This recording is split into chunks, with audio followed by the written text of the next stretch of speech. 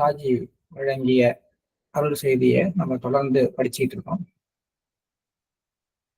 நேற்றைக்கு சரணாகதின்னா என்ன, உண்மையிலேயே சரணடைகிறது எப்படி, அது எப்படி ஒரு ஆக்டிவ் ப்ராசஸா வச்சுக்கலாம், அதுல ஏன் நமக்கு பிரச்சனை, சரணடைதல் அப்படிங்கிற கண்டிஷனை கிரியேட் பண்றதுல என்ன பிரச்சனை அப்படிங்கிறத பத்தி பேசணும். இன்னைக்கு தொடர்றோம். சரணாகதி அப்படிங்கிற ஒரு விஷயத்த நமக்குள்ளார ஏற்படுத்திக்கிறதுக்கு தடையா இருக்கிறது நம்முடைய அகந்தை. அந்த அகந்தைக்கு என்ன ஒரு மாற்று மருந்து, ஆன்டிடோடு என்ன அப்படிங்கிறத பத்தி ராஜி பேசுறாங்க. அதுதான் நம்ம இன்னைக்கு பார்க்க போறோம். இதற்கு எளிமையான பதில் அன்புதான். நாம் அன்பு வயப்படும் பொழுது நமது அன்பிற்குரியவர் ஒரு மனிதராக அல்லது கடவுளாக இருந்தாலும் அவரிடம் நாம் மகிழ்ச்சியுடன் சரணடைகிறோம். அதற்கு எந்தவித முயற்சியும் தேவைப்படுவதில்லை. அந்த அன்பில் சரணடைதல் என்பது இயல்பாக நிகழ்வது மட்டுமல்லாமல் அதில் உண்மையான அழகும் நிறைந்திருக்கும். அது நல்லிணக்கம், சரி என்னும் நேர்மறையான மனநிலை. பிரேமா ரைஸ் பண்ணியிருக்காங்க ஹேண்டு, என்ன விஷயம் சொல்லுங்க. கேட்கலையா? ஏதாவது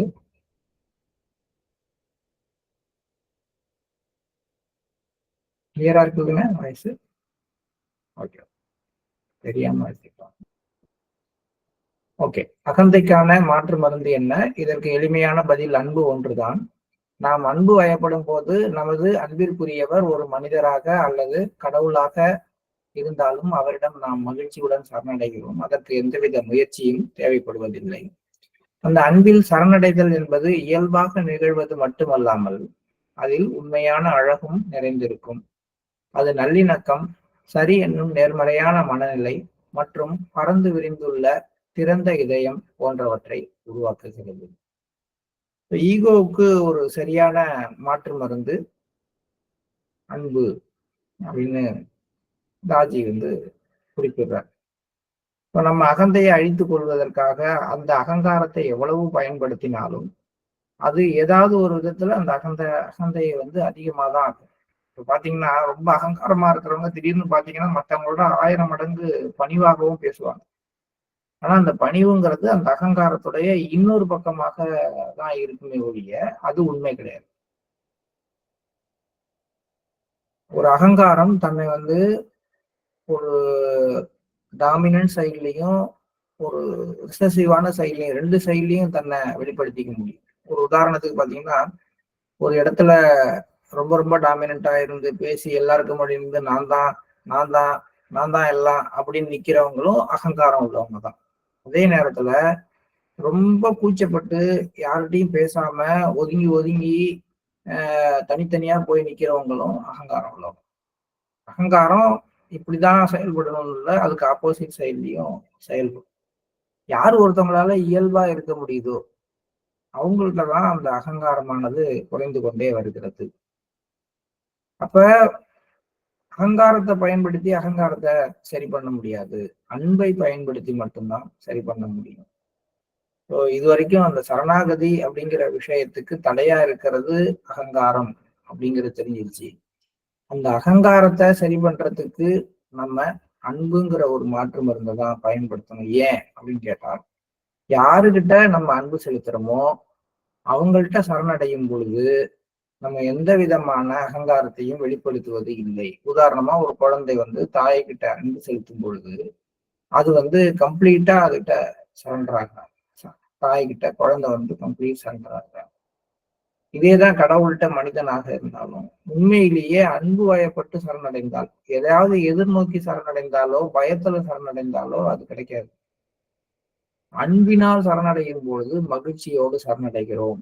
இதுல இந்த சரண்டர்ங்கிற ஒரு கண்டிஷன் ரொம்ப நேச்சுரலா நடக்குது. 2வது, அதுல ஒரு ஹார்மனி இருக்குது. 3வது, ஒரு பாசிட்டிவ் ஆட்டிடியூட் இருக்கு. 4வது, ஒரு பெருந்தன்மையான ஒரு பறந்து விரிந்த இதயம் இருக்குது. இது எல்லாமே அன்பினால் சரண்டர் ஆகும் பொழுது, அன்பை பயன்படுத்தி சரணாகதி உருவாகும் போது கிடைக்குது. ஒரு தாயையும் புதிதாக பிறந்த அவளது பச்சிளம் குழந்தையையும் கவனித்துள்ளீர்களா? அல்லது காதல் வயப்பட்ட இளம் சோடிகளை கவனித்துள்ளீர்களா? உணர்விலும் மனோபாவத்திலும் மற்றும் பழகும் விதத்திலும் முழுமையான சரணடைதல் மட்டுமே அங்கு காணப்படும். தன்னை பற்றிய எந்த எண்ணமும் இன்றி அன்புக்குரியவர் பற்றிய எண்ணம் மட்டுமே இருக்கும். இதுதான் சரணாகதி அப்படிங்கிற ஸ்டேட்ல இருக்கக்கூடிய இன்னொரு அழகு. ஸோ நம்மள்ட்ட ஒரு சரண்டருங்கிற ஸ்டேட் உருவாயிருக்கு அப்படின்னா நம்ம 3 இடங்கள்ல அதை செக் பண்ணணுங்கிறார். ஒண்ணு உணர்வு, இன்னொன்னு மனோபாவம், இன்னொன்னு பழகும் விதம். இந்த 3லயுமே இந்த சரணாகதிங்கிற ஸ்டேட் வெளிப்படணும். அது வெளிப்படுமா, வெளிப்படுதா அப்படின்னு பார்க்கணும்னா ஒரு தாய் குழந்தை 2யும் பாருங்க. அவங்கள எப்படி அந்த சரண்டருங்கிற ஸ்டேட் இருக்கு. அதே மாதிரி ஒரு ஒரு லவ்வர்ஸ பாருங்க. அங்கேயும் இது இருக்கும் அப்படின்னு சொல்றாரு. ஆங்கிலத்தில் சரணடைதல் என மொழிபெயர்க்கப்பட்டுள்ள சமஸ்கிருத சொற்களை புரிந்து கொள்வது இங்கு உதவியாக இருக்கும். அதில் ஒன்று சமர்ப்பணம். அதற்கு அர்ப்பணிப்பு அல்லது உச்சகட்ட அன்பளிப்பு என்று பொருள். தாங்கள் நேசிக்கும் ஒருவருக்கு தன்னையே சமர்ப்பணம் செய்யாதவர் யார்? தங்கள் அன்பிற்குரியவருக்கு தங்களை முழுமையாக அர்ப்பணிக்காமல் இருப்பவர் யார்? மற்றொரு சொல் பிரணிதான். அது இறைவனுடன் இணைக்கப்படும் பொழுது ஈஸ்வர் பிரணிதான் என்று ஆகின்றது. இதன் பொருள் எங்கும் நிறைந்துள்ள இறைவனிடம் சரணடைதல் என்பதாகும். இங்கு சரணடைய வேண்டிய பரம்பொருளான இறைவனின் மீது நமது கவனம் உள்ளது. இது அளவற்ற பணிவும் களங்கமற்ற கள்ளம் கபடமற்ற வியப்பும் கொண்ட ஒரு நிலையாகும். அடுத்ததாக சரணாகதி என்ற சொல் உள்ளது. அது பாதிக்கப்படுவோம் என்றாலும் கவலைகளற்று இருக்கும் நிலை. ஸோ 3 ஸ்டேட்டை பத்தி சொல்றாரு. ஒண்ணு சமர்ப்பணம், இன்னொன்னு ஈஸ்வர் பிரணிதான், 3வது சரணாகதி. இந்த சரணாகதி அப்படிங்கிற சொல் வரும் பொழுது அந்த ஸ்டேட் எப்படி இருக்கணும் அப்படின்னு கேட்டா, பாதிக்கப்படுவோம் என்றாலும் கூட கவலைகளற்று இருக்கும் நிலை. அது மிக நெருங்கிய அன்பிற்குரியவரது கவனிப்பு மற்றும் பாதுகாப்பில் அடைக்கலம் பெறுகிறோம் என்ற உணர்வினை நமக்கு அளிக்கிறது. சரண்டர்ங்கிறதுக்கு அடுத்த ஒரு முக்கியமான விளக்கம் சொல்றாரு. ஒருத்தட்ட நான் சரண்டர் ஆகுறேன் அப்படிங்கிறப்ப, நான் பயத்தினால சரண்டர் ஆயிருந்தேன் அப்படின்னா, ஒரு குறிப்பிட்ட நேரம், அதாவது எனக்கு அவர் பாதுகாப்பு கொடுக்கல அப்படிங்கும் பொழுது அந்த சரணாகதியிலேருந்து நான் வெளில வந்துடுவேன். அந்த சரண்டருக்கு அங்க ஸ்டேட் இருக்காது. ஒருத்தட்ட நான் ஏதாவது ஒரு நோக்கத்தோட என்ன நான் சரண்டர் பண்ணியிருந்தேன்னா, அந்த நோக்கம் நிறைவேறல அல்லது அந்த நோக்கத்துக்கு பாதிப்பு ஏற்படும் அப்படின்னா, நான் தொடர்ந்து அவர்கிட்ட சரண்டர் ஆகியிருக்க மாட்டேன். ஆனா சரணாகதி அப்படிங்கிற நிலை உண்மையிலேயே உருவாக்கப்படும் பொழுது, உண்மையிலேயே உருவாகும் பொழுது, இவங்கள நம்ம சரண்டரா இருக்கும் பொழுது, இவங்கள்ட்ட நம்ம சரணாகதி அடைந்திருக்கும் பொழுது, நாம் பாதிக்கப்படுவோம் அப்படிங்கிற ஒரு நிலைமை வந்தாலும் கூட, அதை பத்தி எந்த கவலையும் இல்லாமல் இருப்போம். ஏன் எந்த கவலையும் இல்லாமல் இருப்போம்னா, என்ன எந்த சூழ்நிலையிலையும் பார்த்துக்கிறதுக்கு இவங்க இருக்கிறாங்க பக்கத்துல. அதனால எனக்கு எந்த கவலையும் இல்லை. இதுதான் ஒரு குழந்தையுடைய நிலை. ஒரு அம்மாவோட ஒரு சின்ன குழந்தை இருக்குது அப்படின்னா, அது தன்னை பார்த்துக்கிறது தன்னுடைய அம்மாதாங்கிறதுல ஒரு ஆள் மனசுல ஒரு முழுமையாக நம்பி சரணாகதி அடைஞ்சிருக்கு. அதனால அம்மாவோட இருக்கிறப்ப அது ரொம்ப கஷ்டத்தை அனுபவிக்கும் அப்படின்னா கூட அது அம்மாவோட தான் இருக்க விரும்பும். ஒரு அந்த குழந்தைய கூட்டிட்டு எங்கேயாவது போறாங்க, ஒரு வசதியான இடத்துல பாக்குறாங்க, எங்கேயாவது இருக்கிறாங்க அப்படின்னா என்னன்னா, இந்த வசதியை பார்த்துட்டு உடனே நான் அங்க போறேன் அப்படின்னு அந்த குழந்தை சொல்லாது. அது அம்மாவை விட்டு பிரிஞ்சு வர்றதுக்கு விரும்புறது இல்லை. அம்மாவோட இருந்தா ரொம்ப கஷ்டம் அப்படின்னா கூட இப்போ குழந்தை எதை தேர்ந்தெடுக்குது அப்படின்னு கேட்டா, வசதியை தேர்ந்தெடுக்குதா அம்மாவை தேர்ந்தெடுக்குதா? குழந்தையா இருக்கும் பொழுது கொஞ்சம் விவரம் புரிஞ்சிச்சுன்னா அது வேற மாதிரி. ஆனா குழந்தையா இருக்கும் பொழுது அது இயல்பாகவே எதை தேர்ந்தெடுக்குது அப்படின்னு கேட்டா அம்மாவை தேர்ந்தெடுக்குது. சரி, இங்க இருந்தா ரொம்ப கஷ்டம், சாப்பாட்டுக்கு வழி இருக்காது, ரொம்ப வேர்க்கும், ஏசி ரூம் இருக்காது அப்படிங்கிற ஒரு சூழ்நிலையும், இன்னொரு பக்கம் வசதி எல்லாமே இருக்குது, அங்கு போலாம் அப்படிங்கிற ஒரு சூழ்நிலையும் இருக்குது அப்படின்னா, ஒரு குழந்தை வந்து உடனே எதை தேர்ந்தெடுக்கும்? தேர்ந்தெடுக்குதுன்னா அது வந்து என்ன பண்ணும்? அம்மாவை விட்டு பிரிச்சாலே அழுவும். அப்படின்னா என்ன? எனக்கு வந்து நெருங்கிய அன்பிற்குரியவரது கவனிப்பு மற்றும் பாதுகாப்பில் அடைக்கலம் பெற்று இருக்கிறேன் அப்படிங்கிற உணர்வு. அதனால என்ன பாதிப்பு வந்தாலும் பரவாயில்ல, அம்மா பார்த்துக்குவாங்க அப்படின்னு அது கவலைகள் இல்லாமல் இருப்பதற்காக அம்மாவோட இருக்க முயற்சி பண்ணுது. இதேதான் நம்ம வந்து நம்முடைய மாஸ்டரோட்ட நம்ம சரணடைதல்லையும் இருக்குதான்னு பார்க்கணும். நான் அடிக்கடி சொல்லுவேன். மாஸ்டர் நம்ம சரண்டர் ஆகிறோம், சரணாகதி அடைகிறோம் அப்படின்னுலாம் சொல்றோம். தியானத்துக்குலாம் வர்றோம். எதுக்காக வர்றோம் அப்படின்னு பார்த்தா, நம்முடைய தேவைகளை பூர்த்தி பண்ணிக் கொள்வதற்காகத்தான் நம்ம இன்னமும் மாஸ்டரோட நெருங்கி இருக்கிறோம். இதை நான் பல விதத்துல விளக்க முடியும். அதுல ஒண்ணு என்னன்னு கேட்டா, நான் தொடர்ந்து தியானம் பண்றேன். இது தியானம் பண்ணும் பொழுது எனக்கு வந்து ஒரு மனசுல ஒரு மாற்றம் ஏற்படணும், என் குடும்பம் நல்லா இருக்கணும், என்னை சுத்தி இருக்கவங்க என்ன மரியாதையோட நடத்தணும், நான் வந்து மேலும் மேலும் ஆன்மீகத்துல முன்னேறணும். இதுக்காக தான் நான் தியானம் பண்றேன். இப்ப நான் தியானம் பண்ண பண்ண எனக்கு வந்து ஏழ்மை வருகிறது. எனக்கு வந்து உடம்பு சரியில்லாம போகுது. இல்ல நான் மாஸ்டர் சரண்டர் ஆயிட்டேன் அப்படின்னு நான் ஃபீல் பண்ணிட்டு இருக்கும் பொழுது, எனக்கான பாதிப்புகள் அதிகமாகுது. என்னை யாரும் மதிக்க மாட்டேங்கிறாங்க. எனக்கு நிறைய பேர் என்ன அவமரியாதை பண்ண ஆரம்பிக்கிறாங்க. அப்படின்னா, நான் எப்படி இருப்பேன்? அப்பயும் அந்த சரணாகதி நிலையை தொடருவேனா? தொடருவேன் சார். அதெல்லாம் பார்த்துருக்கேன் சார். எவ்வளவோ பிரச்சனை வந்தாலும் மாஸ்டர் இருக்கிறாரு அப்படின்னு நினைச்சு நான் வந்து அதெல்லாம் தாண்டி வந்திருக்கேன் அப்படின்னு சொல்லுவாங்க. ஆனா, எந்த மாஸ்டர் எந்த மிஷன்ல நீங்க இருக்கீங்களோ, அங்கேயே ஒரு பாதிப்பு உங்களுக்கு ஏற்பட்டதுன்னா, அப்பயும் சரணாகதி நிலையில இருக்கீங்களா? ஏன்னா சரணாகதிய டெஸ்ட் பண்றதுக்கு இது எல்லாமே மாஸ்டரால நடத்தப்படும். நமக்கு என்ன மாஸ்டர் தன்னுடைய சக்சஸரா உருவாக்குறவங்களுக்கு எல்லாமே இதை நடத்துறாரு. சாரிஜியை வந்து ஒரு ஜெனரல் செக்ரட்டரியா ஆக்கி, அதுக்கப்புறம் ரொம்ப நாள் கழிச்சு திடீர்னு ஒரு தடவை உள்ள போகும் பொழுது, அங்க போய் பாபுஜியை பார்க்க போகும் பொழுது, நீ இனிமே ஜெனரல் செக்ரட்டரி கிடையாது, எல்லாத்தையும் இவங்க பார்த்துக்குவாங்க, நீ எல்லாத்தையும் விட்டுட்டு போய் உன் வேலையை பாரு அப்படின்னு சொல்லி, அதையும் ஏத்துக்கிட்டு சாரிஜி வந்து கோச்சிக்காம வெளியில வந்து மனசு கொஞ்சம் வருத்தம் தான் படும். எல்லாம் நம்ம மிஷனுக்காக ஓடி ஓடி உழைச்சி எல்லாம் பண்ணிட்டு திடீர்னு மாஸ்டரே கூப்பிட்டு இதெல்லாம் நீ பார்க்க வேணாம்ப்பா, வேற யாராவது பார்ப்பாங்க, உன் வேலையை நீ பாரு அப்படின்னு சொன்னா எப்படி இருக்கும்? அந்த நிமிஷமே போட்டுட்டு போயிடுவோம். ஏன்னா பாதிக்கப்படுவோம். நமக்கு பாதிப்பு ஏற்பட்டிருக்கு. நான் யாரை வந்து நெருங்கிய நண்பரா நினைச்சேன்னா, யாரு மேல மரியாதை வச்சிருந்தாலும் எனக்கு அவரே அவமரியாதை பண்ணிட்டாரு. மிஷனுக்காக ஓடி ஓடி வளைச்சேன். என்னை வந்து ஒண்ணும் இல்லாம என்ன மரியாதை இல்லாம நடத்திட்டாங்க. அப்படின்னு ஒரு சூழ்நிலை வரும் பொழுதும் என்னுடைய ஸ்டேட் ஆஃப் சரண்டர்ங்கிறது கண்டினியூ ஆகுதான்னு நான் செக் பண்ணேன். அந்த மாதிரி ஒரு சூழ்நிலை சாரிஜிக்கு வந்த போது அவர் என்ன பண்ணாரு, சைலண்டா வந்து முன்னை விட வேகமா விகரஸா பிராக்டிஸ் தான் பண்ண ஆரம்பிச்சார். மாமி அதை சொல்லியிருப்பாங்க. அவர் வந்து ஆரம்ப காலத்துல எப்படி தீவிரமா பண்ணாரோ அது மாதிரி 10 மடங்கு தீவிரமா அந்த காலகட்டங்கள்ல அவருடைய பிராக்டிஸ அவர் பண்ண ஆரம்பிச்சாரு அப்படின்னு சொல்லியிருப்பாங்க.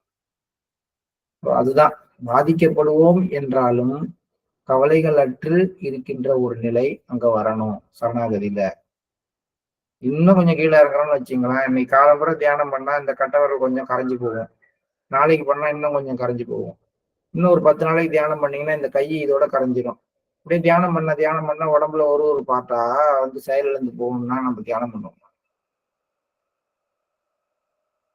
தியானம் பண்ணுவோமா? நம்ம பண்ண மாட்டோம். ஆனா ஏன்னா நம்ம எல்லாமே வந்து ஒரு ஒரு லெவல் நம்ம மைண்டுக்கு இருக்கு. இது மாதிரி இருந்துச்சுன்னா வேணாம்ப்பா, நிறுத்திடுவோம்ப்பா அப்படின்னு நிறுத்துற நிலைமையில இருக்கிறோம். ஆனா சரணாகதிங்கிற நிலை வரும் பொழுது அதை பத்தி கவலையே கிடையாது. அதுதான் மீராவோட கதையில நடந்துச்சு. பாதிக்கப்படுவோம் என்றாலும் கவலைகள் அற்று இருக்கும் நிலை. இந்தப்பா விஷம் குடிப்பா, குடிக்கிறேன். என் கிருஷ்ணனை நினைச்சு என் கண்ணனை நினைச்சு நான் குடிக்கிறேன். ஏன்னா அவன் பார்த்துக்குவான், என்ன எனக்கு என்ன இருக்கு, எதை சாப்பிட்டா என்ன. அது மீராவோட. மிக நெருங்கிய அன்பிற்குரியவது கவனிப்பு மற்றும் பாதுகாப்பில் நாம் அடைக்கலம் பெறுகின்றோம். அதனால் கவலைகள் அற்று இருப்போம். சரணாகதியில் அன்பு என்னும் உணர்வு உள்ளது. அடுத்த கண்டிஷன் சொல்றார். சரணாகதி அடைஞ்சா எப்படி இருப்பாங்க? அவங்க அன்பு செலுத்துவாங்க. ஆனால் என்ன இருக்காதுன்னா, நான் அன்பு செலுத்துகிறேன்ங்கிற எண்ணம் இருக்காது. இதுதான் வந்து நம்மகிட்ட இல்ல இப்ப. எப்படின்னு பார்த்தீங்கன்னா, நான் வந்து குடும்பத்துக்காக உழைப்பேன். ஆனா, குடும்பத்துக்காக உழைக்கிறத விட, நான் குடும்பத்துக்காக உழைக்கிறேங்கிற எண்ணம் தான் என்ட்ட அதிகமா இருக்கும். அடிக்கடி சொல்லிட்டே இருப்பேன்.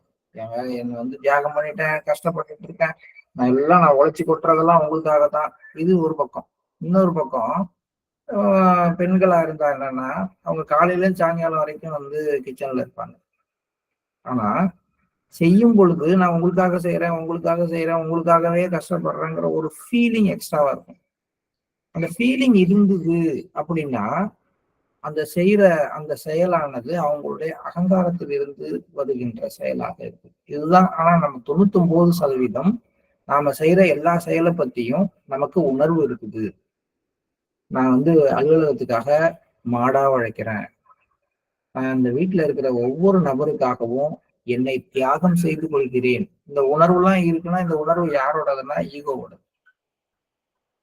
ஆனா சரணாகதிங்கிற ஒரு நிலை உருவாகும் பொழுது, ஒருவர் வந்து முழுமையாக அன்பு செலுத்துவார். ஆனால், எனக்குள்ளார அன்பு பொங்கிக்கிட்டு இருக்கு மாஸ்டர் மேலங்கிற உணர்வு எனக்கு இருக்காது. ஏன் இருக்காதுன்னா, இந்த உணர்வு எதனுடையது? அகங்காரத்தினுடையது. சரணாகதி அடையும்போது அகங்காரம் போயிடுறதுனால, அவங்களால அன்பு செலுத்த முடியும். ஆனால் தாங்கள் அன்பு செலுத்துவோம் என்று உணர முடியாது. அவங்க வந்து அதீத மரியாதை உணர்வோட, அதீத பக்தி உணர்வோட இருப்பாங்க. ஆனால் தான் பக்தியோடு இருக்கிறேன், மரியாதை உணர்வோடு இருக்கிறேன் என்று அவங்களுக்கு தெரியாது. இதுதான் ஸ்டேட் ஆஃப் அனுமானுடைய ஸ்டேட்.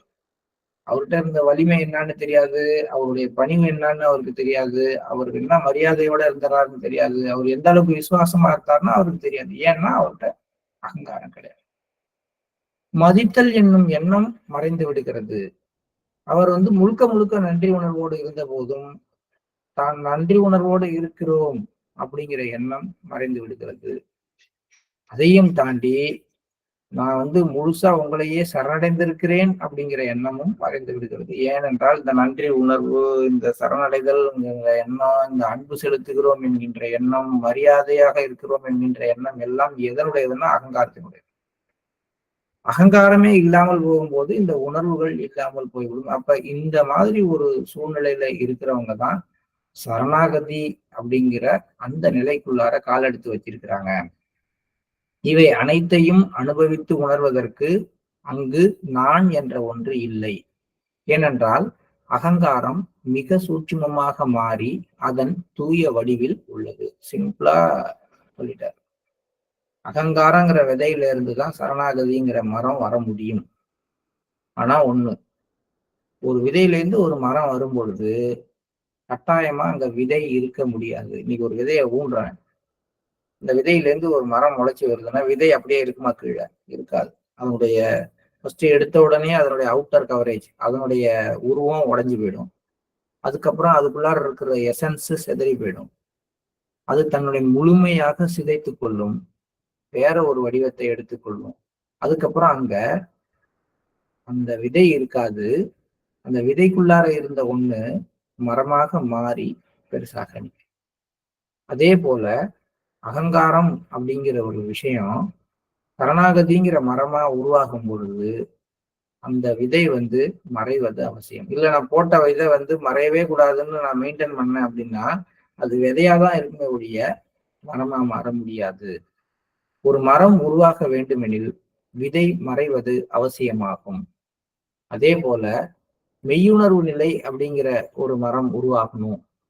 அதை ஆன்மா உணர்ற நிலை உருவாகணும் அப்படின்னா, அந்த ஒரு கண்டிஷன் கிரியேட் ஆகறதுக்கு ஈகோ அப்படிங்கிற அந்த விதையானது மறைவது அவசியமாகும். இங்க விதை மறையறதுங்கிறது அழியறது கிடையாது. அது இன்னொன்றாக மாறுகிறது.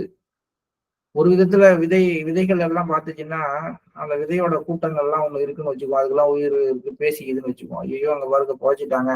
இனிமே அவன் செத்துருவான். அவன் உடம்பு பீஸ் பீஸா போயிடும். அவன இல்லாம பண்ணிடுவாங்க. அப்படிதான் பேசிக்க முடியும் இந்த விதை. ஏன்னா அதுக்கு அதை தாண்டிய கான்சியஸ் கிடையாது. அதுதான் மரமா மாறுதுங்கிற கான்சியஸ் இருக்காது. ஏதோ ஒரு மரமா உருவாக்குறதுக்காக அந்த விதைய அழிச்சு விடுவாங்க. அதனால அவன்கிட்ட போகாத. அவன் கொண்டு போய் உன்னை போட்டு மண்ணுக்குள்ளார போட்டு மூடி, உன் மேல தண்ணி எல்லாம் ஊத்தி வச்சிருவான்.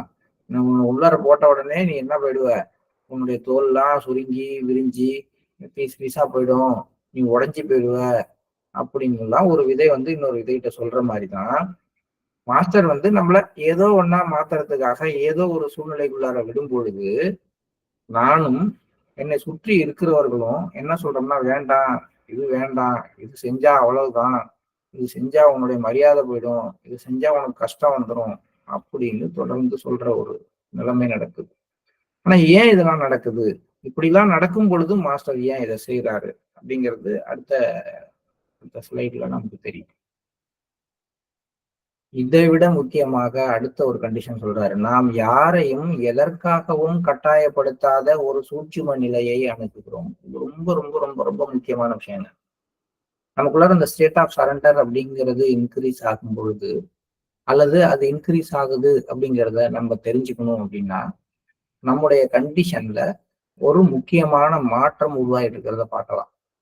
அந்த மாற்றம் தான் நான் யாரையும் எதற்காகவும் கட்டாயப்படுத்தாத ஒரு நிலையை அடைதல். அது என்ன? என்னுடைய அகங்காரமானது தூய்மையாக தூய்மையாக நான் எதுக்காகவும் யாரையும் வற்புறுத்த மாட்டேன். இப்ப நீங்க ஒரு வீட்டுக்கு சாப்பிட போறீங்க.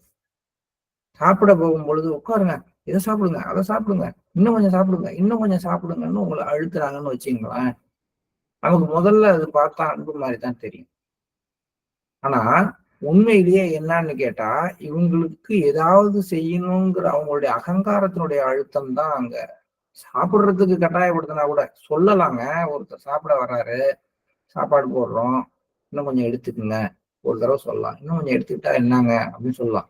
வச்சு தின்னு ஆகணும் அப்படின்னு எப்ப கட்டாயப்படுத்துறோமோ, அங்க உங்களுடைய அன்பை தாண்டி உங்களுடைய அகங்காரம் தான் செயல்படும்.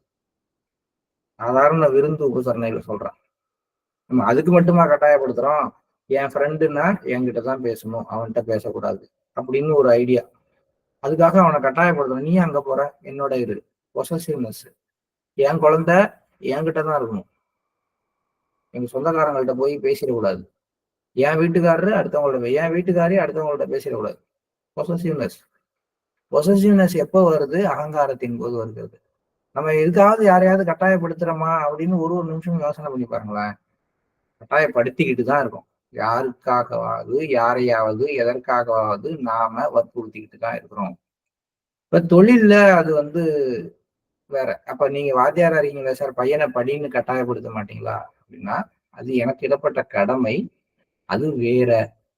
கடமையில தன்னுடைய மாணவனை ஒரு ஆசிரியர் வந்து படிக்க சொல்லி கொஞ்சம் ஒரு வற்புறுத்துறதோ, அல்லது வந்து ஒரு குழந்தைய ஒரு விஷயத்த செய்ய சொல்லி ஒரு தாயோ ஒரு தகப்பனோ வற்புறுத்துறதோ வந்து அந்த குழந்தையினுடைய வளர்ச்சிக்காக கொடுக்கப்படுகின்ற ஒரு சின்ன அழுத்தம். அது கூட அதிகமாக இருக்கக்கூடாது, அளவாதான் இருக்கணும். அது அந்த குழந்தையினுடைய நேச்சரை போய் உடைக்கிற மாதிரி இருக்கு. அந்த இடத்துலயும் நம்முடைய அகங்காரம் தான் பயன்படுது. இது மாதிரி செய்யலன்னா அவன் வீணா போயிடுவாங்க அப்படின்னு சொல்லி ஒருத்தனை 3 மணி நேரம் உட்கார வச்சு படிக்க வச்சா, அங்க நம்முடைய அகங்காரம் பயம் அப்படிங்கிற அடிப்படையில இருந்துகிட்டு அந்த கட்டாயத்தை ஏற்படுத்துது. இதெல்லாம் வந்து நம்ம தொழில் ரீதியா செய்யறது. ஆனா இயல்பாகவே நம்ம வாழ்க்கையில நம்முடைய ட்ரெஸ்ஸிங் சென்ஸ்ல நம்ம பயணம் பண்ணும் பொழுது நம்மோட கூட வர்றவங்கள எதுக்காகவாவது நம்ம கட்டாயப்படுத்தாம இருக்கிறோமா? ஒரு நாள்ல கொஞ்சம் ப்ரெஷர் கொடுக்காம இருக்கிறோமா அவங்கள்ட்ட? நான் செய்யறத நீனும் செய்யி, வா இங்க வா. இது மாதிரியான கட்டாயப்படுத்துகின்ற நிலைமை எல்லார்கிட்டயுமே இருக்கு. அது ரொம்ப ரொம்ப அதிகமா இருக்கும் கீழ் நிலைமையில பாத்தீங்கன்னா. ஒருத்தர் பக்குவம் அடைய சொல்லுவாங்க. ஒரு தடவை 2 தடவை சொல்லிட்டு விட்டுருவாங்க. மாஸ்டர்லாம் அப்படிதான் இருக்கிறாரு. இப்ப மாஸ்டர்கிட்ட போய் நான் வந்து இந்த இடத்துல ஒரு நிலம் வாங்கி உடனடியா இந்த இடத்துல ஒரு ஆசிரமம் கட்ட போறேன் மாஸ்டர் அப்படின்னா, பாத்துக்கலாமே அப்படிம்பாரு. இல்ல மாஸ்டர் நான் அதை செஞ்சே தீருவேன் அப்படின்னா சரின்னு விட்டுருவாரு. ஏன்னா அதுக்கு அடுத்தது வந்து உங்க சம்ஸ்காரம் எப்படியோ அதுபடி நீங்க செயல்பட்டு அது மூலமா எதையோ கத்துக்கிட்டு வர போறீங்க. அதுல ஒரு வெற்றி வரலாம், தோல்வி வரலாம். 2மே உங்களுடைய வளர்ச்சிக்கானதுதான். அப்ப சரணாகதி அடைந்த ஒருவருக்கு என்ன மாதிரி ஒரு தோற்றம் வரும் அப்படின்னா, நம்மளை சுத்தி இருக்கிற எல்லாருமே மாஸ்டருடைய ஒரு நேரடி ஆளுமையில இருக்கிறார். அவங்க ஏதோ ஒரு விஷயத்த அவங்க விருப்பத்துக்கு செய்ய விரும்பும் பொழுது அதுக்கு பின்னாடி இருந்து மாஸ்டர் தான் அவரை செயல்படுத்துறாரு. ஸோ இப்ப நம்ம என்ன பண்ண மாட்டோம்னா, ஒரு குறிப்பிட்ட காலகட்டத்துக்கு அப்புறம் கட்டாயப்படுத்த மாட்டோம். கட்டாயப்படுத்துறது குறைஞ்சு போகும். நீங்களே பார்க்கலாங்க. நீங்க ஆரம்ப காலகட்டத்துல தியானத்துக்கு வந்த பொழுது, இன்னொருத்தரை எவ்வளவு வற்புறுத்தி கூப்பிட்டுருப்பீங்க. அடுத்தது, அதுக்கப்புறம் கொஞ்ச காலம் கழிச்சு, நீங்க வந்து ஒரு பண்டாராவுக்காக போகும்பொழுது, ஒவ்வொருத்தரையும் எவ்வளவு கம்பல் பண்ணியிருப்பீங்க. "வாங்க நீங்க வந்தே தீருங்க. அதெல்லாம் பார்த்துக்கலாம் வாங்க. இருந்தா என்னங்க வீட்ல சொல்லிக்கலாங்க. வீடுனா பிரச்சனை தாங்க பண்ணும்." அப்படின்லாம் சொல்லிக்கிட்டு இருந்திருப்பீங்க. அவர வற்புறுத்தி கூப்பிட்டுருப்பீங்க. அதே ஒரு 10 வருஷம், 12 வருஷம், 13 வருஷம், 14 வருஷம்னு இப்ப ஆகும்பொழுது மெல்ல மெல்ல நீங்க ஒண்ணு ஒண்ணா புரிஞ்சுக்க ஆரம்பிப்பீங்க. ஆரம்பிச்சுட்டு என்ன பண்ணுவீங்க? மாஸ்டர்ட்ட தான் பிரேயர் பண்ணுவீங்க. மாஸ்டர் அவருக்கு அந்த சூழ்நிலை இருந்தா அதுலேருந்து வெளியில வந்து வரட்டும். ஒரு போய் பிரஷர் குடுக்க மாட்டீங்க. கம்பல் பண்ண மாட்டீங்க. அப்ப நாம் யாருக்காகவும், எதற்காகவும் யாரையும் கட்டாயப்படுத்தாத ஒரு நிலைமைக்கு வந்துகிட்டு இருக்கோமா? இத நீங்க நல்லா பாருங்க. ஒவ்வொரு நாளும் நம்மள கூறு போட்டு பார்க்க வேண்டிய விஷயங்கள் உண்டு. இந்த சாப்பாட்டுக்காக நான் எங்க வீட்டுக்கார அம்மாவ கஷ்டப்படுத்துறேனா? கட்டாயப்படுத்துறேனா? எனக்கு இதுதான் வேணும். எனக்கு அத கொண்டாந்து வையி. இது டேபிள்ல இல்லன்னா நான் சாப்பிட மாட்டேன். அப்படின்னு கட்டாயப்படுத்தினா கூட, நான் மாஸ்டர்ட்ட சரண்டர் ஆகலன்னு தான் அர்த்தம்.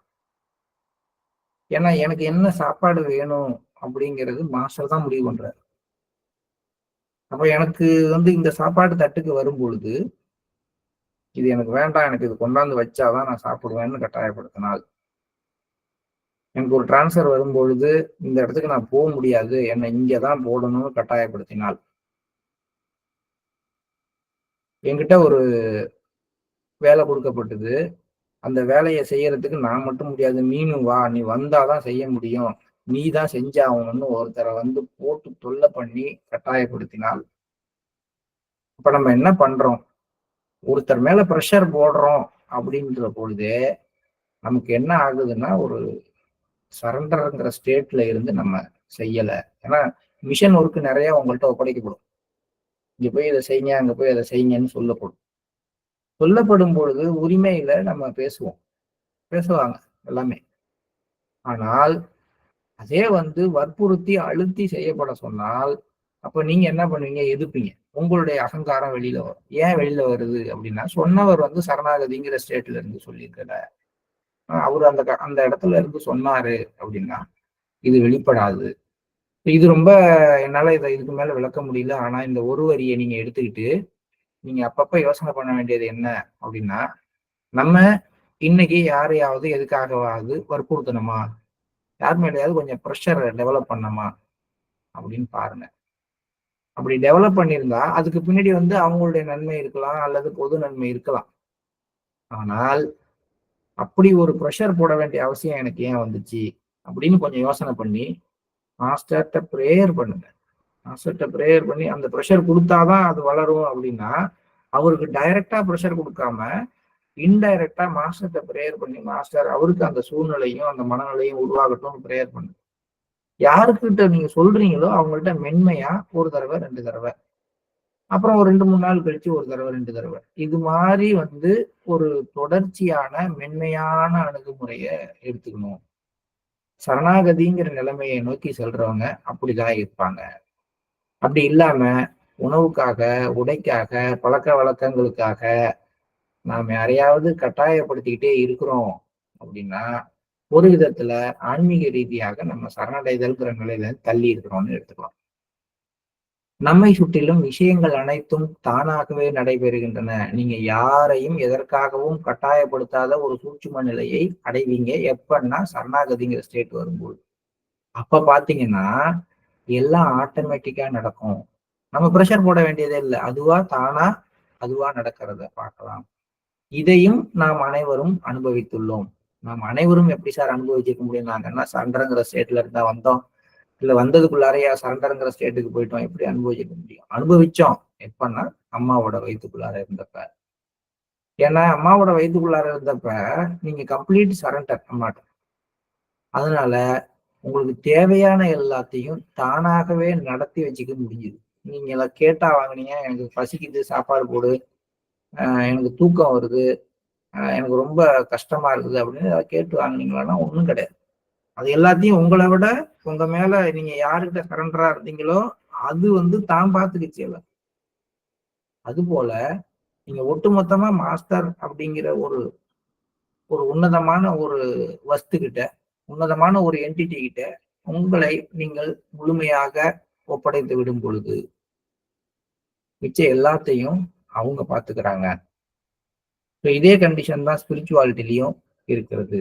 நமது தாய் இந்த உலகில் நம்மை பிரசவித்து நாம் வளர்ந்து இறுதியாக தன்னிறைவு பெற்றவர்களாக ஆகும் வரை நம்மை அக்கறையுடன் கவனித்துக் கொள்கிறாள்.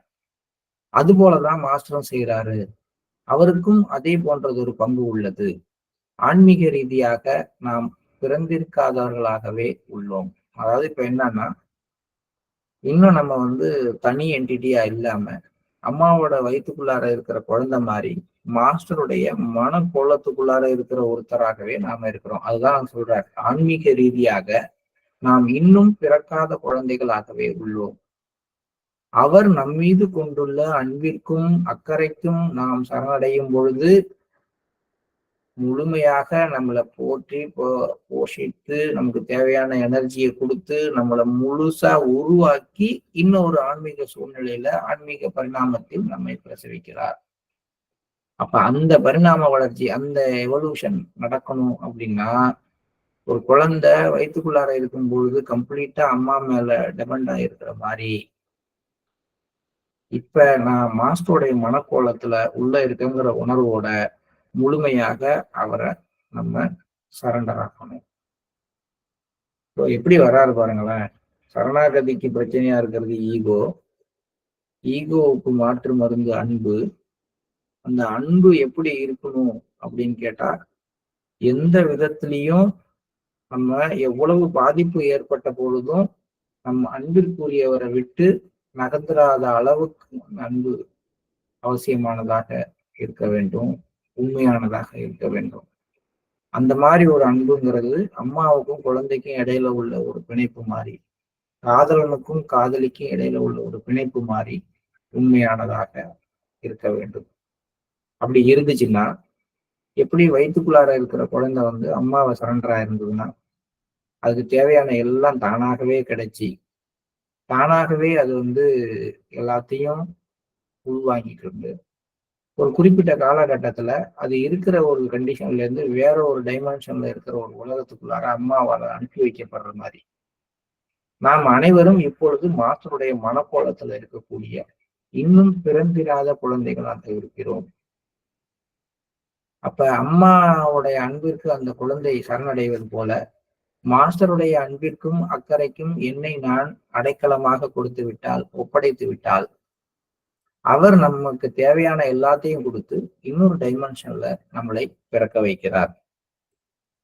சுய சரணடைதலில் முதல் படி ஒழுக்க கட்டுப்பாடு என்று பாபுஜி கூறியுள்ளார். சரணடைதலும் ஏற்புத்தன்மையும் போல ஒழுக்க கட்டுப்பாடும் சரணடைதலும் ஒரு நாணயத்தின் இரு பக்கங்களாகும். அதன் இறுதிப்படி சுயம் பற்றிய உணர்வற்ற நிலையாகும். இங்க பாத்தீங்கன்னா சரண்டர்ல ஃபர்ஸ்ட் ஸ்டெப்பு டிசிப்ளின். ஒன்ஸ் நான் சரண்டர் ஆயிட்டேன் அப்படின்னா அதுக்கப்புறம் என் இஷ்டத்துக்கு நான் எதுவும் செய்ய முடியாது. எல்லாமே வந்து மேலிருந்து வர்ற கட்டளைகளின் படி மட்டுமே செயல்பட வேண்டும். இதுதான் ஒழுக்க கட்டுப்பாடு அப்படின்னு சொல்றாரு. அப்ப என்ன நான் முழுமையாக ஒப்படைக்கிறேன் மாஸ்டர்கிட்ட, சரணாகதி அடைகிறேன் அப்படின்னா எனக்குள்ளார என்னுடைய லைஃப்ல என்னுடைய திங்கிங் பேட்டர்ன்ல ஒரு டிசிப்ளின் கிரியேட் ஆயிருக்கணும். வைஸ் வெர்சாவா பார்த்தோம்னா உண்மையிலேயே எனக்குள்ளார சரண்டருங்கிற ஸ்டேட் டெவலப் ஆக என்னுடைய திங்கிங் பேட்டர்ன் வந்து ஆட்டோமேட்டிக்கா டிசிப்ளின் ஆயிருக்கணும். நான் செயல்படுற விதத்துல ஒரு ஒழுங்கு கட்டுப்பாடு வந்திருக்கணும். இன்னொரு பக்கம் நீங்கள் சரணடையும் பொழுது உங்களுடைய அக்செப்டன்ஸ் வந்து இன்க்ரீஸ் ஆயிருக்கும். இந்த பக்கம் சரணடைதல் அப்படின்னா இந்த பக்கம் அக்செப்டன்ஸ். நான் உண்மையிலேயே மாஸ்டர்கிட்ட என்ன சரண்டர் பண்ணிட்டேன் அப்படின்னா எது நிகழ்ந்த போதும் அதை ஏத்துக்கிற தன்மையும் அதே அளவுக்கு அதிகரிக்கும். இந்த பக்கம் சரணாகதி அதிகரிக்க அதிகரிக்க என்னுடைய அக்செப்டன்ஸ் இன்க்ரீஸ் ஆகும். அதனால முதல் படியில டிசிப்ளின், அடுத்த படியில அக்செப்டன்ஸ், கடைசியில நானும் ஒன்னே இல்லை எல்லாமே அவருதாங்கிற அளவுக்கு என்னுடைய சுயம் அழிந்த நிலை, சுயம் பற்றிய உணர்வற்ற நிலை உருவாகணும். நமது இதயத்தில் அன்பு, நம்முடைய இருப்பில் ஒழுக்க கட்டுப்பாடு, நம்முடைய மனோபாவத்தில் ஏற்புத்தன்மை, இது மூணையும் எப்படி உருவாக்குறது? மேல சொன்னார். ஒண்ணு வந்து டிசிப்ளின் சொன்னாரு, இன்னொன்னு வந்து அக்செப்டன்ஸ் சொன்னாரு, மூணாவது வந்து ஏற்பு அன்பு, அதாவது சுயம் பற்றிய உணர்வற்ற நிலை அப்படின்னு சொன்னார். இப்ப இதெல்லாம் எப்படி உருவாக்குறது? எங்கெங்க என்னென்ன வரணும்? இதயத்துல அன்பு வரணும், நம்முடைய வாழ்க்கையில ஒழுங்கு கட்டுப்பாடு வரணும், நம்முடைய மனோபாவத்துல எதிர்க்காமல் ஏற்றுக்கொள்கின்ற தன்மை வரணும். இது மூணையே எப்படி உருவாக்குறது? அடுத்த கேள்வி. இப்போ 3 கேள்வி இது வரைக்கும் வந்துருச்சு. முதல் கேள்வி, சரணாகதி அப்படிங்கிறத ஏன் மனசு எதுக்குது? அகந்தையை அது அழிக்கிறதுனால, சுய அடையாளத்தை உடைக்கிறதுனால. சரி, அப்ப அந்த அகந்தைக்கு என்ன மாற்று மருந்து? அன்புதான் மாற்று மருந்து.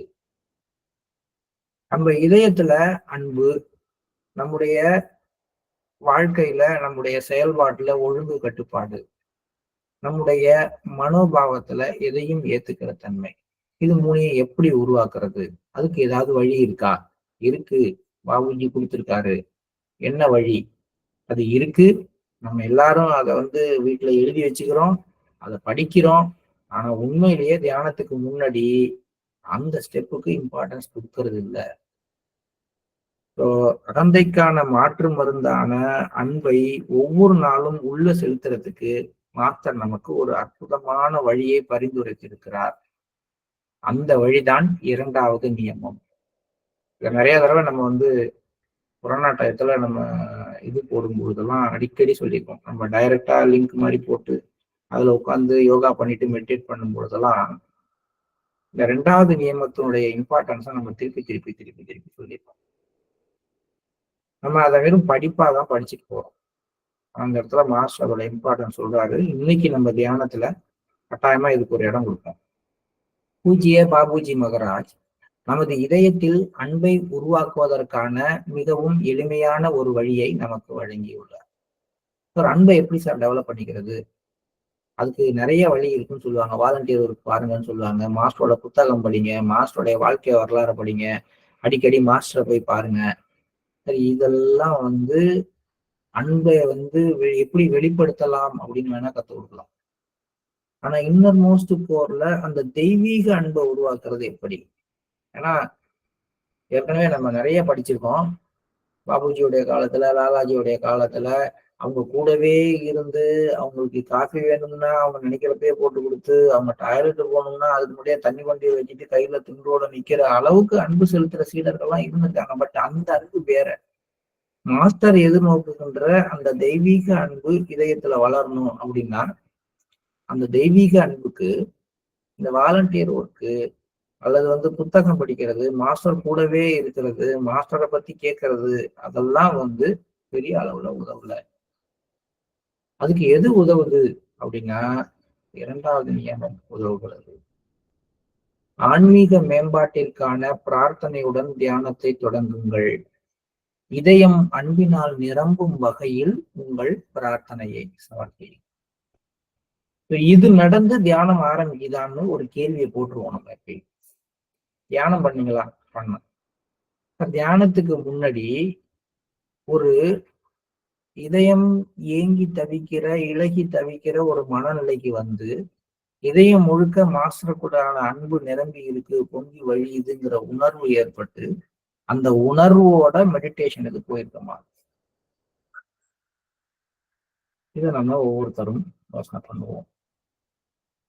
இதுதான் அன்பை வளர்த்துக்கிறதுக்கான ஒரு வழி. அப்ப சரணாகதிக்கான வழி வந்து எங்க இருக்குன்னா 2வது நியமத்துல இருக்குங்க. இந்த 2வது நியமத்துல அவர் என்ன சொல்றாரு? நீங்க பிரார்த்தனையை எப்படி சமர்ப்பிக்கிறீங்க அப்படிங்கிறதுலதான் எல்லா சூட்சமும் அடங்கி இருக்கு. இதே இந்த 2வது நியமத்தை தான் 10வது நியமத்திலையும் நீங்க கடைபிடிப்பீங்க. இங்க ஒரு தடவை சொல்ல போறீங்க, அங்க 4 முறை சொல்ல போறீங்க. ஆனா சொல்லுவதற்கு முன்னாடி இதயம் முழுக்க அன்பு வந்து நெகிழ்ந்து அல்லது நெகிழ்ந்து இருப்பதாக நானா கற்பனை பண்ணிக்கிட்டு, அல்லது மாஸ்டரோட இதயத்துல எனக்கான அன்பு பொங்கி வழிஞ்சுக்கிட்டு இருக்குன்னு நான் நினைச்சுக்கிட்டு, எப்படியோ அந்த அன்பும் பக்தியும் நிரம்பிய இதயத்தோடு ஆத்மாவுடைய உன்னதிக்காகவே பிரார்த்தனையை நான் சப்மிட் பண்ணும் பொழுதுதான் இந்த உண்மையான அன்புங்கிறது வர தொடங்குகிறது. இரண்டாவது நியம விரிவுரையில் அவர் பிரார்த்தனையில் இதயத்தை அன்புனால் நிரப்புவதில் உள்ள விஞ்ஞான அணுகுமுறையை விளக்குகிறார். சரி, இப்படி செஞ்சுட்டு நீங்க மெடிடேட் பண்ண என்ன ஆகும்? இதுக்கு பின்னாடி இருக்கிற சயின்டிபிக் அப்ரோச் என்ன? தெய்வீக அருள் உள்முகமாக பாய்ந்திடும் விதமாக ஒரு வெற்றிடம் உருவாகிறது. எப்ப நீங்க கண்ணை மூடி உட்கார்ந்து மாஸ்டருடைய பிரசன்ஸ உங்களுடைய இதயத்திலேயோ இல்ல உங்களுக்கு முன்னாடியோ உணர்ந்து உங்களுடைய இதயம் முழுக்க அவருக்கான அன்புல நிரம்பி ததும்பிக்கிட்டு இருக்கிறதாக ஒரு உணர்வுக்கு வந்து இந்த இதயம் உங்களுக்கே அர்ப்பணமானது, நீங்க வசிக்கிற இடம், இது முழுக்க நீங்க மட்டும்தான் இருக்கணும் அப்படிங்கிற ஒரு உணர்வு அந்த உணர்வோடு பிரார்த்தனையை நம்ம சமர்ப்பித்தால் அங்க அந்த உணர்வு ஏற்படும் பொழுதே இதயத்துல இருக்கிற மற்ற இயக்கங்கள் மற்ற விஷயங்கள்லாம் நகர்ந்து அங்க ஒரு எம்டினஸ் கிரியேட் ஆகி அந்த எம்டினஸ் ஃபுல்லா தெய்வீக அருள் உள்ள பாய ஆரம்பிச்சிடும். இதை ஒவ்வொரு நாளும் காலை தியானத்திற்கு முன்பும் இரவு உறங்குவதற்கு முன்பும் என 2 முறை செய்யுமாறு பாபுஜி நமக்கு பரிந்துரைக்கிறார். ஹார்ட்ஃபுல்னஸ் பிரார்த்தனையில் உள்ள வார்த்தைகள் வெற்றிடமாக்கப்பட்ட கீழ்ப்படியும் இதயத்தை உருவாக்கி கொள்ள நமக்கு உதவுகிறது. இதை நீங்க முதல்ல மெக்கானிக்கலா ஸ்டார்ட் பண்ணி செய்ய ஆரம்பிக்கும் பொழுது பிரார்த்தனையில் உள்ள வரிகள் ஒன்னும் மெல்ல மெல்ல நம்மளை ஒண்ணுமே இல்லை அப்படின்னு ஆக்கி நமக்குள்ளார வெற்றிடத்தை உருவாக்கி தெய்வீக அருள் நமக்குள்ளார பாயறதுக்கான வாய்ப்பை ஏற்படுத்தி கொடுக்கும். பாபுஜி பரிந்துரைத்தபடி இதயம் அன்பினால் நிரம்புவதற்கு நாம் நேரம் ஒதுக்கும் பொழுது பிரார்த்தனை சரணடைதலுக்கு உகந்ததாகிறது. அன்பு சரணடைதலுக்கும் சரணடைதல் அன்பிற்கும் வழிவகுக்கிறது. இந்த அழகான பரஸ்பர பரிமாற்றத்தில் நாம் சாதாரண உலகாயத ஜீவிதத்தில் இருந்து பிரபஞ்சமளாவிய அன்பு மற்றும் பிரபஞ்சமளாவிய உணர்வு நிலையின் மண்டலத்திற்குள் உயர்வடைகிறோம். என்ன ஒரு விஷயம், எதை நம்ம மிஸ் பண்ணிருக்கோங்கிறத பார்த்தோமா? இந்த இடத்துக்கு வரும்பொழுதுதானே 2வது நியமம் அப்படிங்கிற ஒண்ணே தெரியுது. இல்லைன்னா நம்ம 10 நியமத்துல எதை சொல்லுங்க அப்படின்னா நம்ம சொல்லிட்டே இருவோம். காலையில் எழுந்து அதிகாலையில் எழுந்து ஒரே இடத்தில் அதெல்லாம் ரைட்டுங்க. அப்புறம் இந்த 2வது மேட்டருக்கான முக்கியத்துவம் என்னங்கிறதையும் நம்ம மறந்ததுனாலதான் இந்த ஹையர் லெவல் கண்டிஷன்ஸான சரண்டர் மாதிரி விஷயங்களை நோக்கி நம்மளால முன்னேற முடியல. உண்மையான தெய்வீக அன்புங்கிறத நமக்குள்ளார வளர்த்துக்க முடியல. ஏன் அப்படின்னா ஒரு தியானத்துக்கு முன்னாடி நம்ம இடத்த ப்ரிப்பேர் பண்றதை பத்தி பேசுறோம், நம்ம டயத்துக்கு உட்கார்றதை பத்தி பேசுறோம், நம்ம எந்த பொசிஷன்ல உட்காரணுங்கிறத பத்தி பேசுறோம். ஆனா நம்ம ஹார்ட்ல இருக்க வேண்டிய ஃபீல் என்ன, அதை கிரியேட் பண்ணிக்கிறதுக்கு டைம் எடுத்துக்கிட்டோமா? ஸோ ஒரு சிட்டிங்க்கு முன்னாடியோ ஒரு சத்சங்கத்துக்கு முன்னாடியோ ஒரு தனியா நான் உட்காந்து பண்ற தியானத்துக்கு முன்னாடியோ முதல்ல மெல்லமா உள்ளுக்குள்ளார போய் மாஸ்டருடைய பிரசன்ஸ் அங்க கொண்டு வந்து அந்த இடத்துல ஒரு தெய்வீக அன்பு நிரம்பி இருக்கு, என் இதயம் முழுக்க மாஸ்டருக்கான அன்புனால பொங்கி வழிஞ்சுக்கிட்டு இருக்கு, இதயத்துல இருக்கிற ஒவ்வொரு அணுவும் அன்பினால நிரம்பி இருக்கு அப்படிங்கிற ஒரு ஃபீலை கிரியேட் பண்ண பார்ப்போம். அதை பண்ணிட்டு அந்த ஒரு உணர்வோட நம்ம உட்காரும் பொழுது அந்த தியானம் அற்புதமாக இருக்கும். இதுலயும் 2 விஷயம் ஸ்பெஷலான விஷயம். ஒண்ணு காலையில நான் தனியா பண்ற தியானமும் இரவு நான் தூங்க போறப்ப பண்றதும் வித்தியாசமானது. ஏன்னா இந்த 2 இடத்துலதான் நான் இந்த ஒரு உணர்வுக்கு போன பிறகு பிரார்த்தனைய சொல்றேன். சிட்டிங்க்கு முன்னாடி பிரார்த்தனை சொல்லிக்க சொல்றது இல்லை, பிரசங்கத்துக்கு முன்னாடி பிரார்த்தனை சொல்லிங்கன்னு சொல்றது இல்லை. அதனால அங்கெல்லாம் ஏன் சொல்றது இல்லைன்னா அங்க நம்ம ஆக்ஷனே கிடையாது, நம்ம பேசாம உட்காந்துருக்கோம், வேற யாரும் நமக்காக வேலை செய்யறாங்க. இப்போ நாம செயல்படுற இடம் காலையில தியானமும் மாலையில இரவுல படுக்க போகும்போது அந்த 2 நேரத்திலையும் இந்த 2வது நியமத்துல சொல்லப்பட்டபடி காலையில நான் தியானம் உட்காரும் பொழுது முன்னாடி இப்ப இன்னைக்கு தியானத்துல உட்கார போறோம், இப்ப நம்ம தியானத்துல உட்கார்றதுக்கு முன்னாடி நம்ம இதயத்தை வெற்றிடமாக்கி கொண்டு அங்க தெய்வீக அருள் பாயறதுக்கு ஏற்ற ஒரு சூழ்நிலையை ஏற்படுத்தணும்னா அந்த இதயம் முழுக்க தெய்வீக அன்பினால் நிரம்பி அன்பும் பக்தியும் நிரம்பின அந்த இதயத்தோட ஆன்மாவின் உன்னதத்துக்காகவே என்னுடைய ஆன்மா வந்து அந்த உன்னத நிலையை அடையணுங்கிற அந்த ஒரு ஏக்கத்தோடையே நான் வந்து பிரார்த்தனையை சொல்லணும். இது மாதிரி சொல்லி பார்ப்போம் இன்னைக்கு. ஒரு நாள்ல வந்துருமா? வராது. இந்த வாரம் முழுக்க ட்ரை பண்ணி பார்ப்போம். ஏன்னா இதுக்குள்ளாரதானே சூட்சுமம் இருக்குன்ட்டாரு. இது ஒண்ணு கரெக்டா செஞ்சீங்கன்னா உங்களுக்குள்ளார தெய்வீக அன்பு மலரும். உங்களுக்குள்ளார தெய்வீக அன்பு மலர்ந்ததுன்னா உங்களுக்குள்ளார டிசிப்ளின் வரும், ஏற்புத்தன்மை வரும். உங்களுடைய அன்புனால உங்க இதயம் விரிவடையும். நீங்க ஆட்டோமேட்டிக்காக சரண்டர்ங்கிற ஸ்டேட்டை நோக்கி போவீங்க அப்படின்னு சொல்றாரு. அதனால இது நம்ம இன்னைக்கு முயற்சி பண்ணி பார்க்க வேண்டிய ஒரு விஷயம். முன்பு ஆன்மீக குருநாதர்களிடமிருந்து சீடர்களுக்கு இதயத்திலிருந்து இதயத்திற்கு வழங்கப்பட்ட இந்த ரகசியங்களை பாபுஜி 10 நியமங்கள் நமக்கு வழங்குகின்றன. இந்த விஷயத்தெல்லாம் முன்னாடி சொல்லி தர மாட்டாங்க, வெளியில சொல்ல மாட்டாங்க. ஒரு குறிப்பிட்ட லெவலுக்கு சீடர் வந்த பிறகு இந்த விஷயத்தை அவர் கடைபிடிப்பதற்கான அந்த சூட்சுமமான ஆலோசனை குருவோட இதயத்திலிருந்து சீடருடைய இதயத்துக்கு மட்டுமே பாய்ச்சப்படும், வெளியில சொல்ல மாட்டாரு. ஆனா இப்ப பாபுஜி இதையெல்லாம் நியமமாக மாற்றி வெளியிலேயே வச்சிருக்காரு. அதனால என்னன்னா, நீங்க எப்ப வேணாலும் இதை படிச்ச அன்னையிலேருந்து நீங்க இதை கடைபிடிக்க ஆரம்பிச்சாலும் கூட மிக விரைவிலேயே அந்த உண்மையான நிலையை நோக்கி நம்மளால போயிட முடியும். பாபுஜியின் 10 நியமங்கள் அந்த ரகசியங்களை நமக்கு வழங்குகின்றன. அன்பை உருவாக்குவது எவ்வாறு, ஒழுங்கு கட்டுப்பாட்டினை உடையவராக ஆவது எவ்வாறு, நமது மனோபாவங்களை எப்படி பண்படுத்திக் கொள்வது என நமக்கு அவை வழிகாட்டுகின்றன. நாம் எவ்வாறு பயிற்சி செய்வது என்பதிலிருந்து தினசரி சவால்களுக்கு ஏற்றபடி நம்மை எவ்வாறு மாற்றிக்கொள்வது, நம்மிடம் உள்ள வளங்களை எவ்வாறு கையாள்வது என்பது வரை வாழ்க்கையை வழிநடத்த உதவும் ஒரு முழுமையான வரைபடத்தை அவர் நமக்கு வழங்குகிறார். எது அந்த வரைபடம்? 10 நியமங்கள். எப்படி பயிற்சி செய்வதுங்கிறதுக்கு ஒரு 3 நியமனம். அன்னன்னைக்கு ஏற்படக்கூடிய சவால்களை வந்து எப்படி நம்ம எதிர்கொள்றதுங்கிறதுக்கு ஒரு 3 நியமம். ஒரு நம்மகிட்ட இருக்கிற சோர்ஸ், நம்மளை சுத்தி இருக்கிற வளங்களை எப்படி கையாள்வது அப்படிங்கிறதுக்கு ஒரு 2 நியமம். இப்படி ஒரு ஃபுல் டயக்ராம் நமக்கு கொடுத்திருக்கிறாரு. நாம் சரணடைய வேண்டும் என்று மட்டும் நமக்கு அவர் அறிவுரை வழங்கவில்லை. அது ஒரே ஒரு வார்த்தை சொல்லிட்டா எப்படி சரணடையுங்கள் மாஸ்டரே சரணடையுங்கள் எல்லாம் நடந்துவிடும் அப்படின்னு சொல்லிட்டா போதுமா? நீயே கதி ஈஸ்வரி அப்படின்னு பாட்டு பாடினா போதுமா? பத்தாது. சரணடைகிறதுக்கு எப்படி ஒரு ஒர்க் பண்ணணும், எந்த விதத்துல சிம்பிளா ஆக்ட் பண்ணா இந்த சரண்டர் வந்து ஈஸியா நடக்குங்கிறத பாபுஜி கொடுத்துருக்காரு. அதனை எளிமையான முறையில் மன உளைச்சல் எதுவும் இன்றி எப்படி செய்வது எனவும், இந்த செயல்முறையில் யோக பிரணாகுதி எவ்வாறு உறுதுணை புரிகிறது எனவும் எடுத்து காட்டுகின்றார். இப்ப அடுத்த கட்டத்துக்கு வர்றார். நான் என்னுடைய அன்றாட வாழ்க்கையில என் சைட்ல இருந்து இந்த சரண்டர்ங்கிற ஸ்டேட்டுக்கு என்னென்ன செய்யணும் அதுதான் சொன்னாரு. அதுக்கு கடைசியா வந்து என்ன சொல்ல, நீங்க அதெல்லாம் விட்டுருங்க. வாழ்க்கையில வந்து ஒவ்வொரு நாளும் ஒவ்வொரு விஷயத்திலையும் நம்ம எப்படி ஏத்துக்கிறோம், நம்ம ஏற்புத்தன்மை எப்படி இருக்குதுங்கிறதெல்லாம் பார்த்துக்கிட்டே வாங்க. முடிஞ்ச வரைக்கும் அதுல ஆக்டிவா நீங்க வந்து மாஸ்டருடைய பிரசன்ஸை கொண்டு வர பாருங்க. இன்னொரு பக்கம் பயிற்சி முறைக்கு வரும்பொழுது 2வது நியமத்தை முழுமையாக புரிந்து கொண்டு செயல்படுத்த ஆரம்பிங்க. இதை தாண்டி 3வது விஷயத்துக்கு வர்றாரு. யோக பிரணாகுதி எப்படி இந்த சரண்டர்ங்கிற ஸ்டேட்டுக்கு ஹெல்ப் பண்ணுது.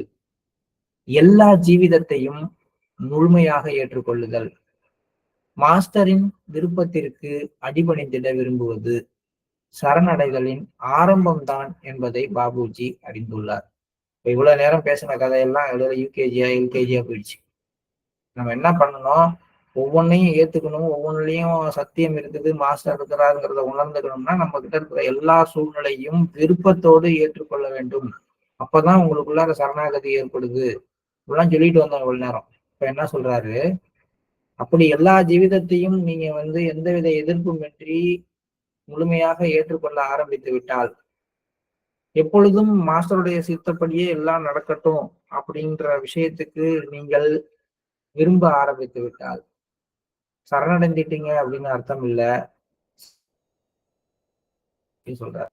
இதுக்கும் அப்பால் ஏராளமானவை உள்ளன.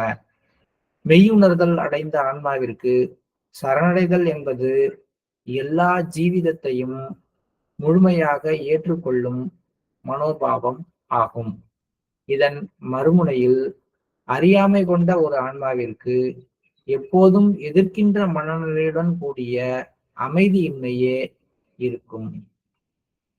ரெண்டையும் டிஃபரன்ஸ் பண்ணி காட்டுற ஒரு சரண்டர் அப்படிங்கிற நிலைமையில மெய்யுணர்தல் அப்படிங்கிற ஒரு விஷயத்த ரியலைஸ் பண்ணத ரியாலிட்டி அப்படிங்கிறத உணர்ந்த செல்ஃப் ரியலைசேஷனான ஒரு சோலுக்கு எல்லா ஜீவிதங்களையும் அது இருக்கிறபடியே பாம்பா கழுகா மனிதனா மனிதன்ல கொலகாரனை அப்படியே பெரிய புத்திசாலியையும் அப்படியே ரொம்ப நல்லவனையும் ரொம்ப கெட்டவனையும் எல்லாரையும் அப்படியே முழுமையாக ஏற்றுக்கொள்கின்ற ஒரு மனோபாவம்.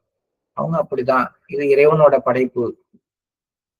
இறைவனோட படைப்புல படைச்சவனை தான் நம்ம பார்க்கணும். படைப்பை குறை சொல்றதுக்கோ பாராட்டுறதுக்கோ வேலை கிடையாது.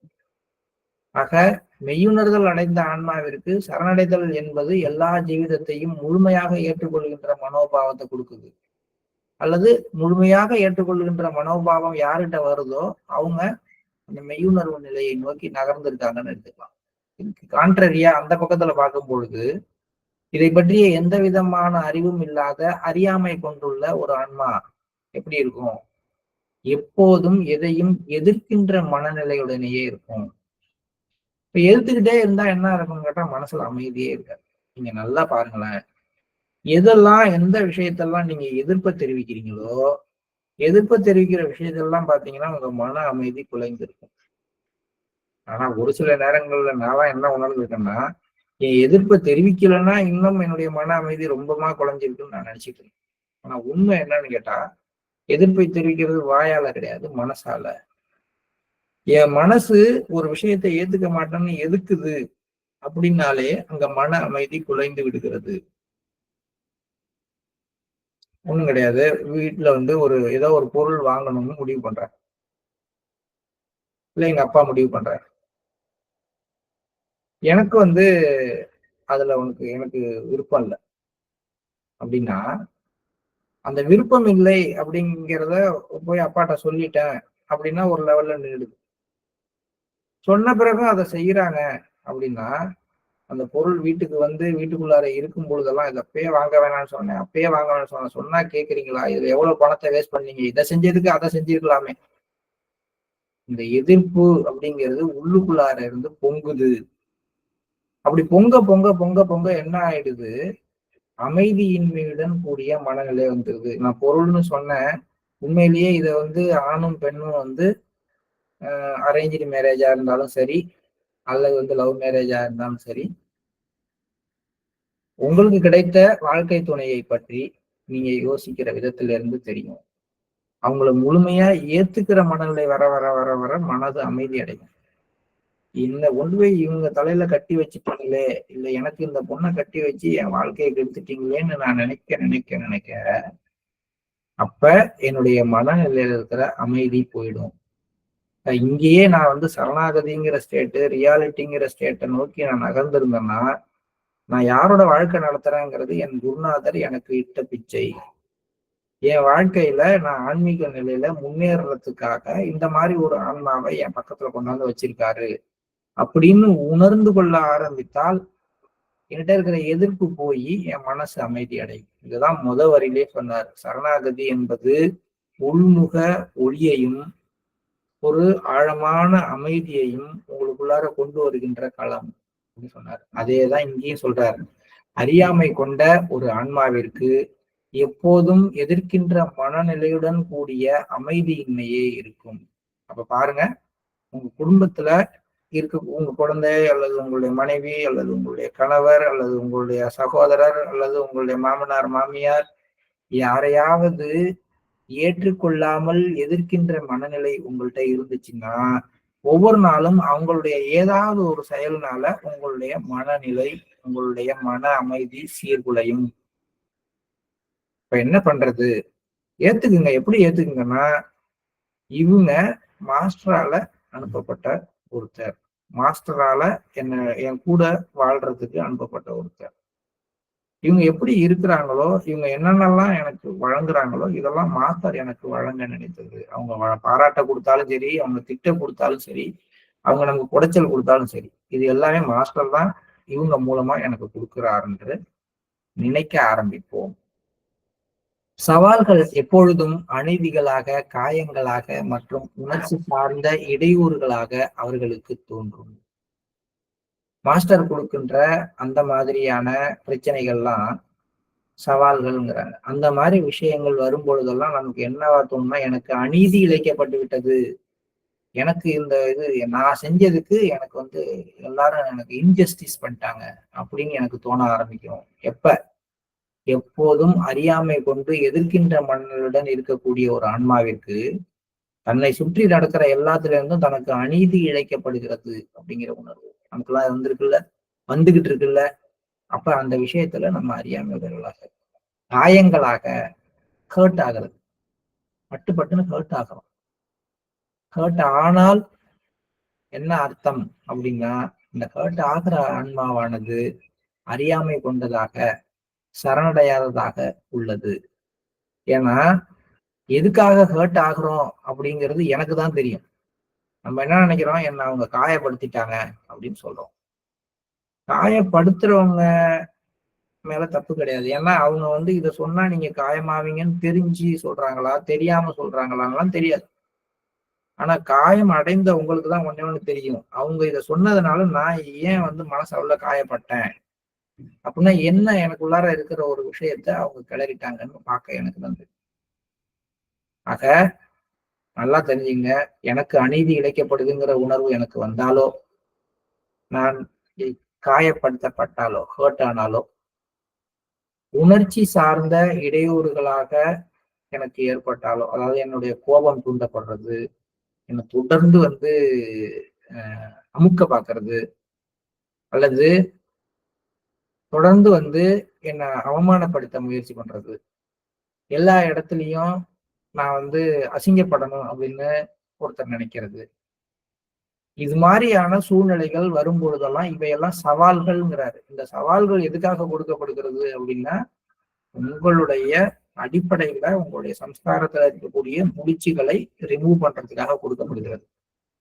பட் அத அந்த மெய்நிலை அடைந்த, மெய்நிலையை உணரக்கூடிய ஒரு விருப்பம் உள்ள ஒரு ஆன்மாவானது அப்படியே ஏத்துக்கிட்டு தன்னை சுற்றி இருக்கிற எல்லாரையும் அப்படியே முழுமையாக உள்வாங்கிக்கிற ஒரு மனோபாவத்துக்கு போயிடுது.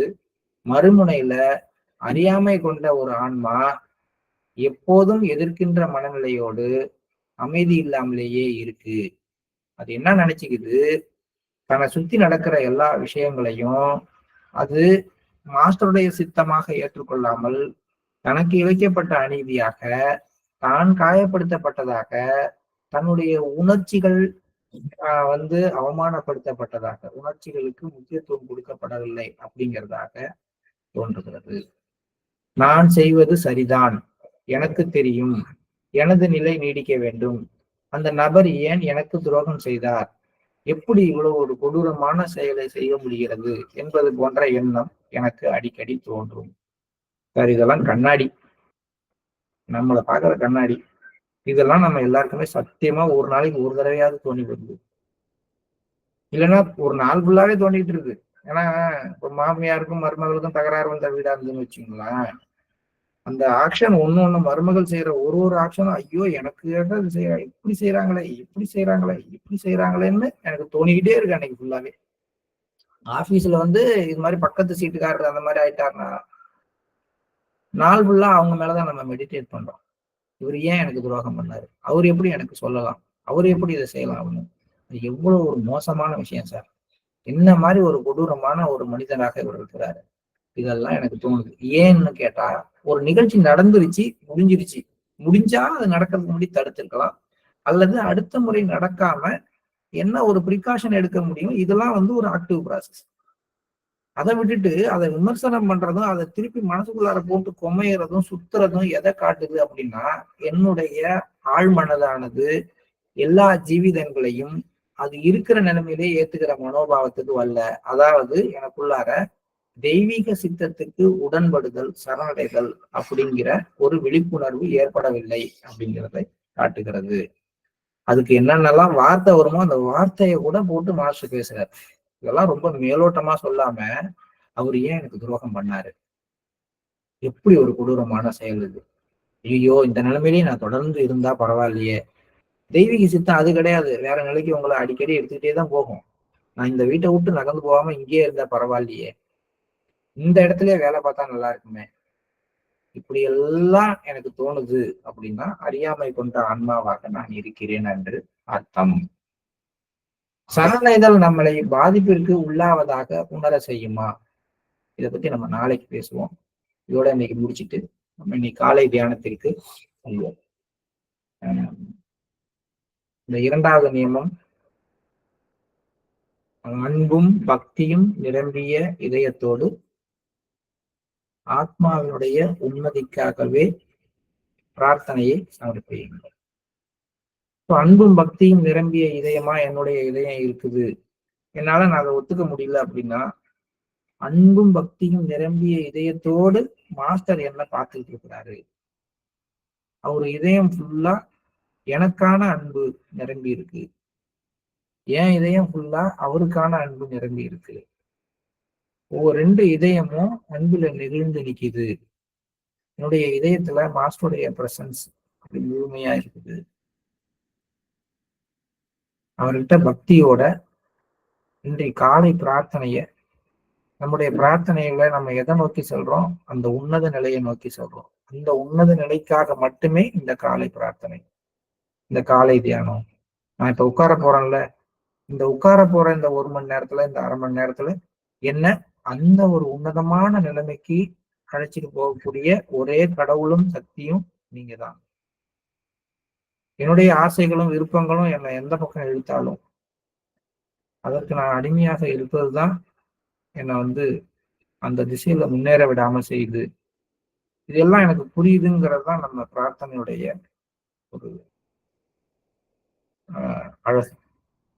அதனால அன்பும் பக்தியும் நிறைந்த இதயத்தோட நம்முடைய மிஷன் பிரார்த்தனையை ஒரு முறை சொல்லுங்க. சொல்ற வரைக்கும் ஒரு 2 நிமிஷம் வெயிட் பண்ணி இதயத்தை இலக வச்சு மாசோட பிரசன்னத்தை கொண்டு வந்து அங்க அந்த பிரார்த்தனையை சமர்ப்பித்து விட்டு இன்னைக்கு தியானத்தை ஆரம்பிப்போம்.